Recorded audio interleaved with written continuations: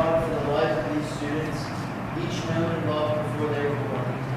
We praise that they were created by you for a purpose we cannot imagine so long ago. We thank you that you have brought us together this day to celebrate the accomplishments of these seniors here today. This is a day to pause and look back on the past and ahead to the future. Let this vocabulary remind us of your strength, O God, in bringing these people through trial and difficulty. From this day forward, Lord God, we ask that you strengthen each senior today to bear whatever path they may follow, Lord, and guide them in the path they were meant to follow as they begin their journey in the world. Amen.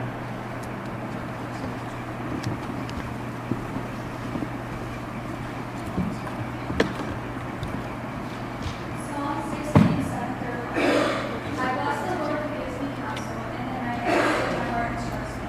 I have set the Lord always before me. Because he is at my right hand, I shall not be shaken. Therefore my heart is glad, and my whole being rejoices. My flesh also dwells secure. For you will not abandon my soul to shield, or let your Holy One see corruption. You make known to me the path of life. In your presence there is fullness of joy. At your right hand are pleasures forevermore.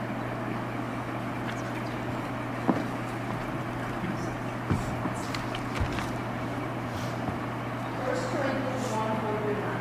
I give thanks to my God always for you because of the grace of God that was given you in Christ Jesus, that in every way you are nourished in him in all speech and all knowledge, even as the testimony about Christ was confirmed among you, so that you are not lacking in any gift as you wait for the revealing of our Lord Jesus Christ, who will sustain you to the end, guiltless in the day of our Lord Jesus Christ.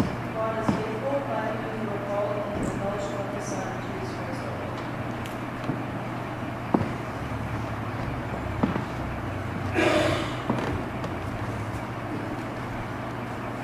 Romans 8:31-39.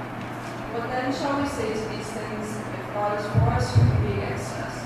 He who did not spare his own Son, but gave him up for us all, how will he not also with him graciously give us all things? Who shall bring any charge against God's elect? It is God who justifies. Who is to condemn? Christ Jesus is the one who died, more than that, who was raised.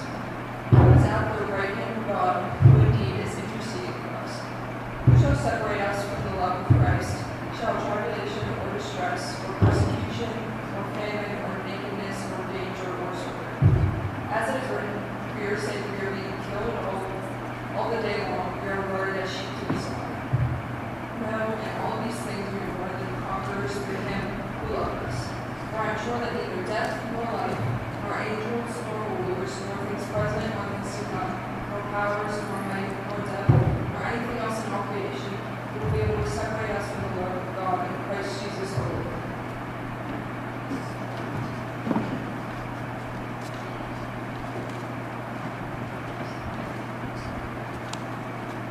Colossians 3:12-17. Put on then as God's chosen ones, holy and beloved, compassionate hearts, kindness, humility, meekness, and patience, bearing with one another, and if one has a complaint against another, forgive each other, as the Lord has forgiven you, so you also must forgive. And above all these, put on love, which binds everything together in perfect harmony. And let the peace of Christ rule in your hearts, to which indeed you were called in one body, and be thankful. Let the word of Christ dwell in you richly, teaching and admonishing one another in all wisdom, singing psalms and hymns and spiritual songs, with thankfulness in your hearts to God. And whatever you do, in word or deed, do everything in the name of the Lord Jesus Christ, giving thanks to God the Father.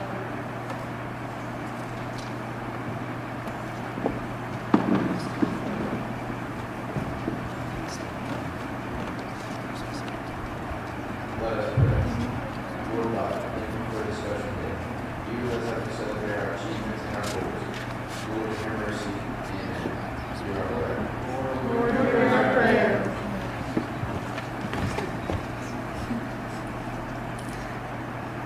Lord God, thank you for this opportunity to learn and grow. Be with us as we go on to read more of your truth into our lives. Lord, in your mercy, amen. Hear our prayer. Lord, hear our prayer.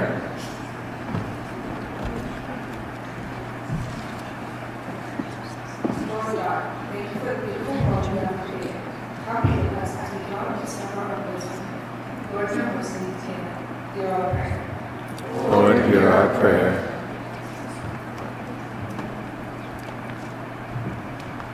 Lord God, may you be with us all to us each day. Lord, in your mercy. Lord, hear our prayer. Please stand and turn to the oath in the back.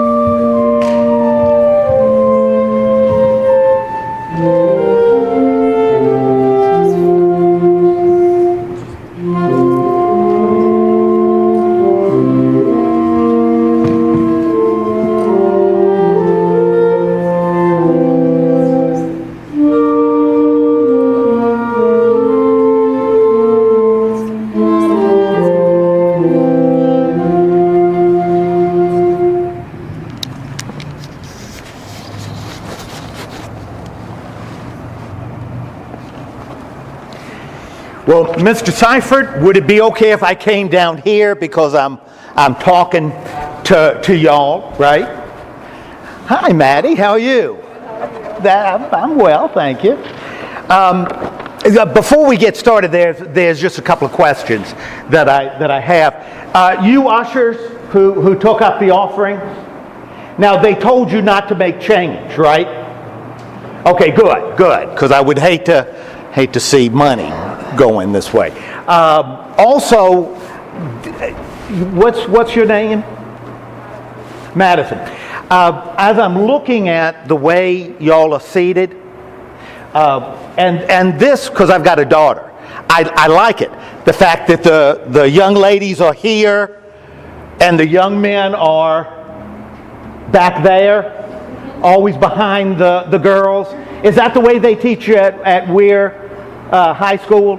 That the guys always come behind? Okay, because y'all aren't going to cause any trouble over there, right? Okay. And did you lose a bet? Is that why you're sitting in this second pew? No. Oh, okay. Okay, I was just worried about you a little bit. Okay. Oh, and one other thing, Tyler, is that a pink shirt? Yeah. You know, I had an idea that you were wearing a pink shirt because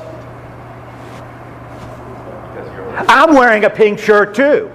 And you know, only a real man can wear pink. Only a real man can wear pink. And when I find one, I'm giving him my shirt. Okay. Now, I've got a few questions for you. Have any of y'all, and this is back here, even the ones I can't see, have any of y'all seen that movie that's in the theaters now called Endgame? That's it. Avengers Endgame. Just put your hand up. Just if you've seen Avengers Endgame, go ahead and put your hand up. All right, that's some of you with more enthusiasm than others. All right, let me ask you, with Endgame, who is your favorite Avenger? Okay, you can say it out loud. Who is your favorite Avenger? Spider-Man. Well, not all at once. My gosh, that's kind of confusing. Spider-Man, who else? Iron Man, what's that? Black what? Black Panther, okay. Black Panther. Thor. Black Widow. Okay. Anything else that hasn't been named? Hulk. What's that? Ant-Man. Ant-Man is good. Hulk, maybe. I hear he's single. Hulk is a good one. Now, if y'all who saw the movie, what's your favorite part? What's the favorite part of your movie? Okay, when what? When Thanos snapped, like went crazy? No, when he snapped his fingers, right, and everything disappeared. All right, that was good. Any other parts that were really good in the movie?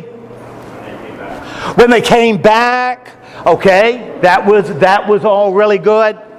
Now, I've got to tell you, I saw Avengers Endgame a couple of weeks ago, and I saw it at 9:30 on a Monday morning, early show. And I saw it on Monday because Monday is, does anybody know what Monday is at Robinson?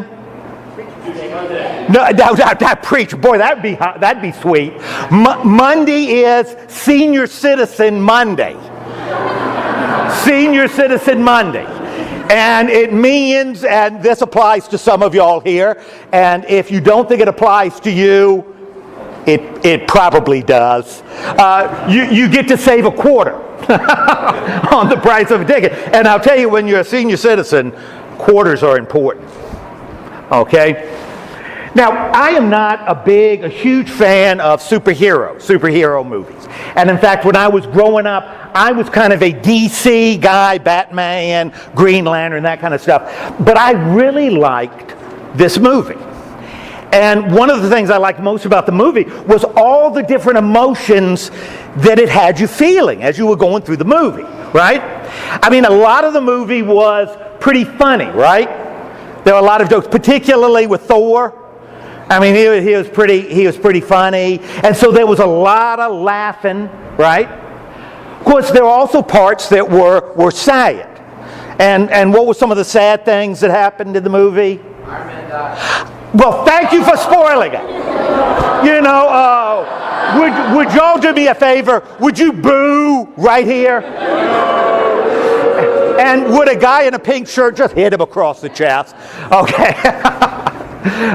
Okay. Yeah. Well, that's okay. Spoilers. That's okay. That said, you think about what happened to Black Widow. You know, that was even Captain America. That was kind of sad, right? And I'll tell you, during a lot of the movie, I was really nervous. You know, because it was exciting, a lot of stuff going on. And like, you know, when Thanos' army are attacking, and that was before, you know, Captain Marvel showed up and shot through that ship. Okay, that was pretty exciting. But, you know, what I enjoyed most about the movie was it was really thrilling. I mean, it was exciting, right? I mean, you had guys going back in time, and you had the Hulk breaking things up, and you had Ant-Man getting little and then real big and then in the middle, and you had all kinds of things going on in the movie, right? And I think, at least for me, the movie did exactly what it was supposed to do. Because at the end of the movie, as I was walking out of the theater, I was thinking about what they were going to do next, what the next movie was going to be like. So I think that's really kind of what it accomplished. And I'll tell you, I've been thinking about the Avengers Endgame a lot since I saw it. And particularly today, as I was trying to figure out what I could share with you out of the wisdom in my brain, you know, what I could kind of pass on to y'all. And you know, it kind of hit me that some of the emotions that I felt during the movie, as I was watching the movie, are emotions that you may be, or probably should be, feeling right now as you kind of approach your graduation, and you'll continue to feel it into the summer. You know, they're the kind of things that I felt when I left the theater on Monday at about, 12:30.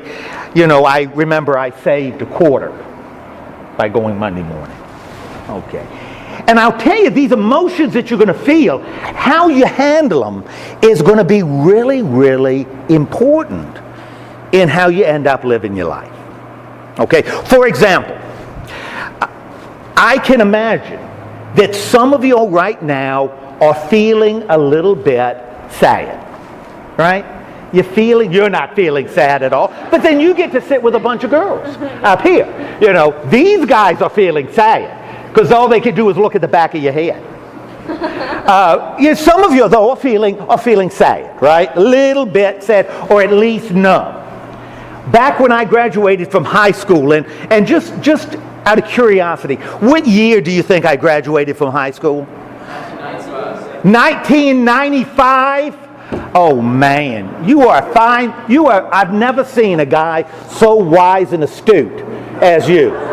What a fine judge of age. Now, what are you saying? 1988? Not bad. 1979, pink shirt, hit him.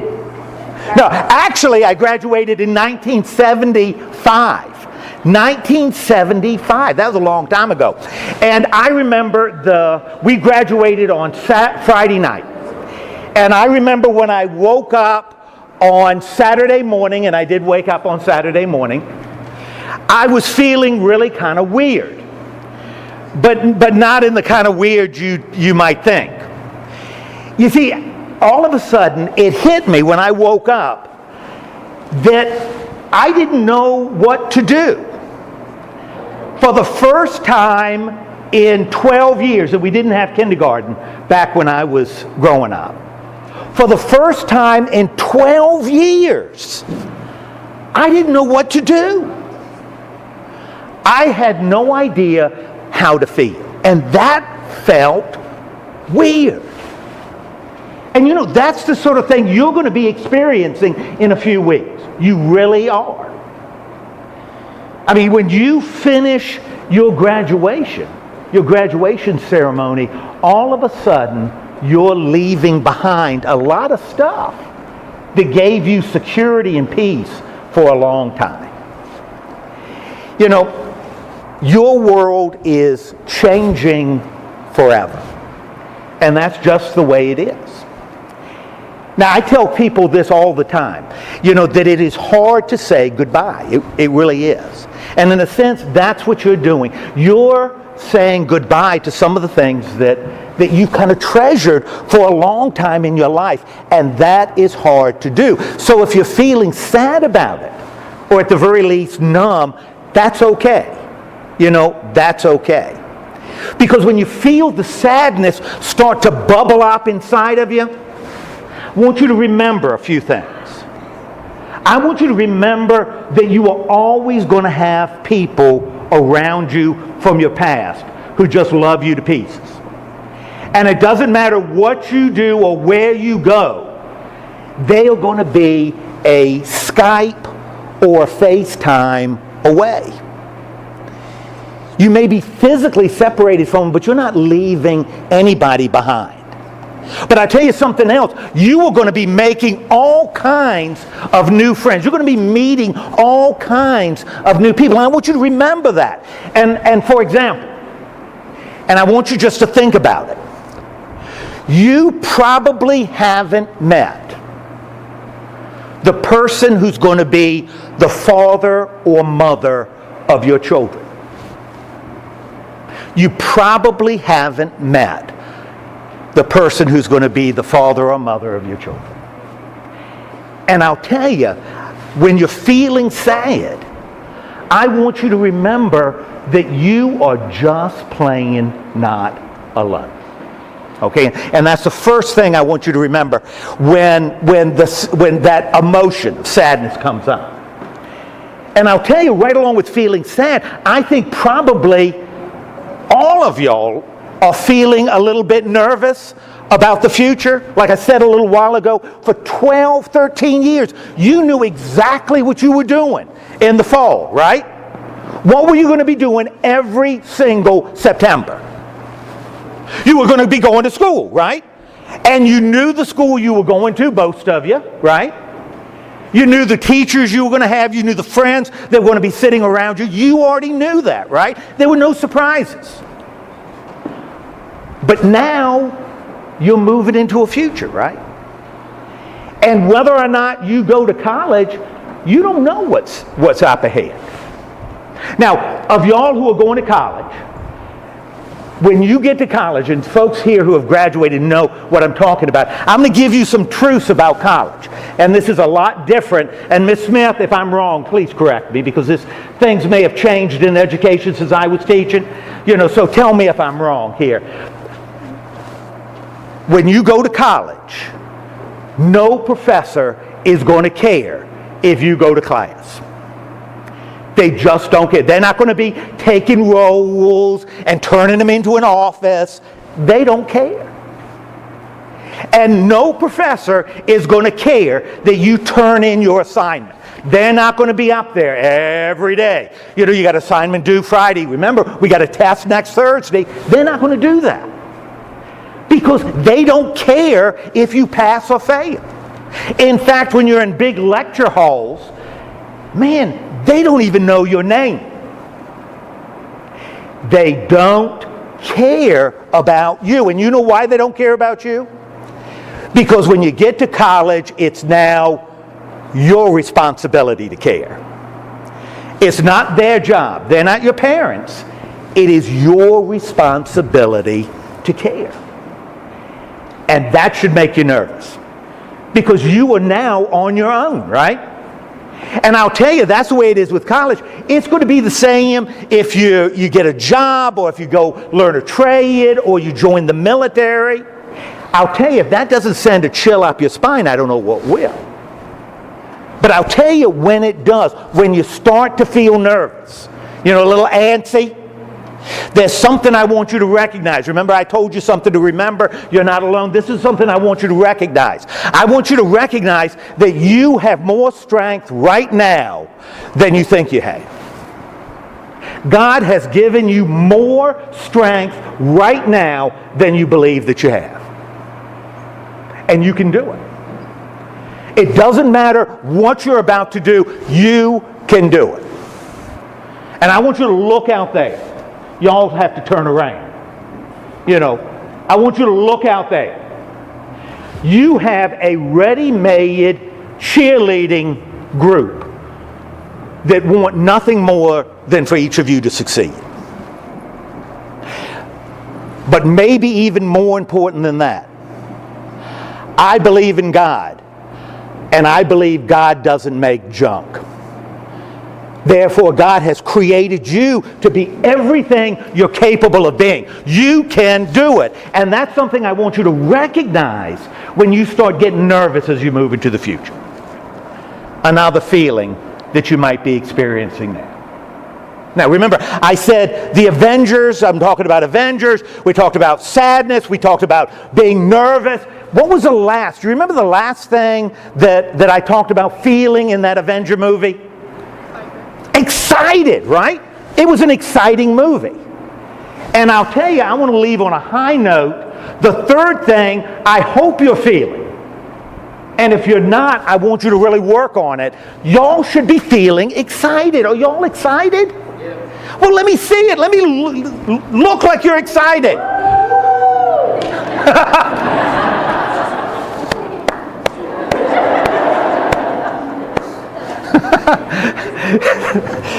Okay, look like you're excited. Yes. Say class of, what class you're 2019. Say class of 2019. Yes, you said class of 2019. You didn't, they did. Say class of 2019.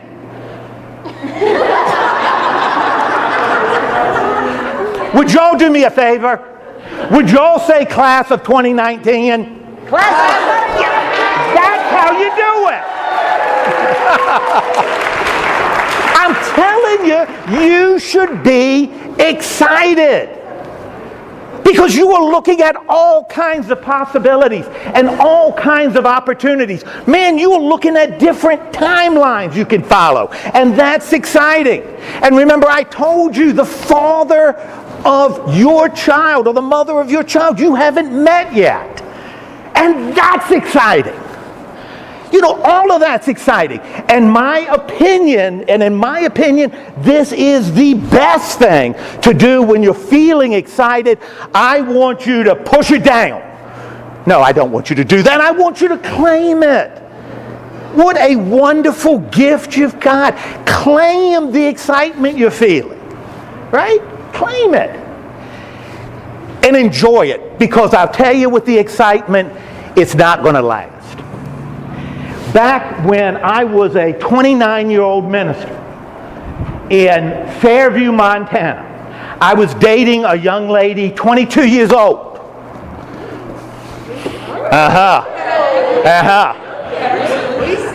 I was a player.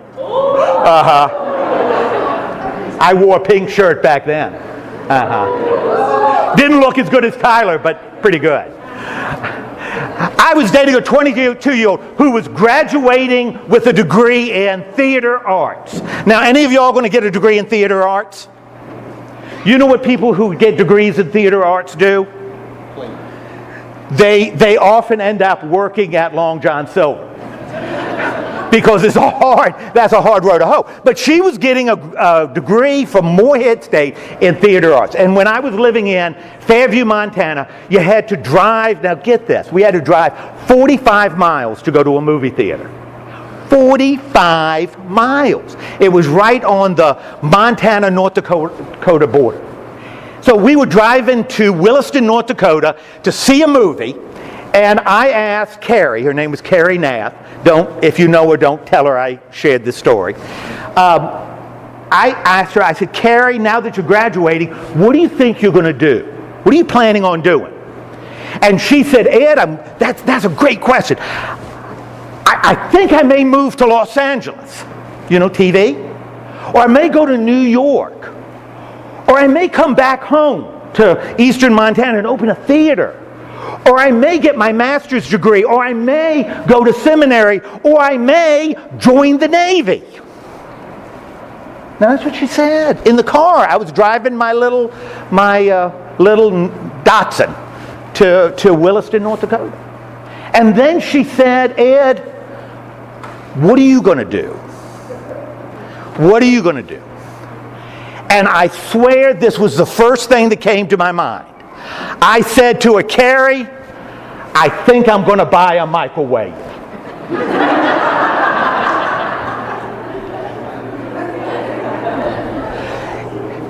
I think I'm, and you know what, and I've remembered that for a lot of years. And what it tells me is, as you get older, the possibilities, what happened to the possibilities? They get more and more narrow. As a matter of fact, and I'll share this with you now, I'm not sure at my age I would even buy a microwave unless my wife told me it was okay. Because the possibilities and opportunities you have get more and more narrow. And for that reason, right now, as you're looking at all the possibilities in your future, man, I want you to claim and enjoy the excitement that you have. Now, that's it. That's all I got to share with you. All my wisdom is out in the open. And when you're sad, I want you to remember you're not alone. When you're nervous, I want you to recognize that you have strength. And when you're excited, my gosh, I want you to claim it and I want you to enjoy it because it won't last. Claim it while it lasts. And I think this is possible for every one of you to do because not one of these things involves getting an infinity stone. Amen. Thank you.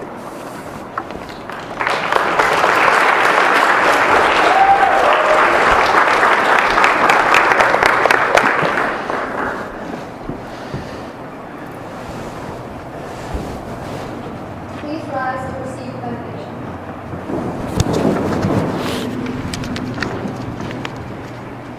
May the Lord bless you and keep you. May the Lord make his face to shine upon you and be gracious to you. May the Lord lift up his countenance upon you and give you peace.